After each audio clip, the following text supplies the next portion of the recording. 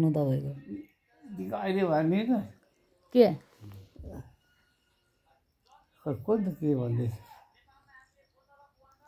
के कुरा बोक्यौँ हामीले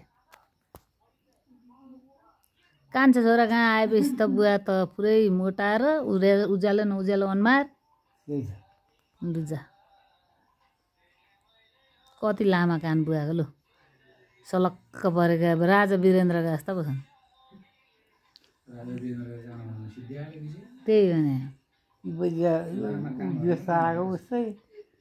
के व्यवस्था हराएका लगाएर ठेगाएर बाहिर पार्नुहुन्छ बैजी डाका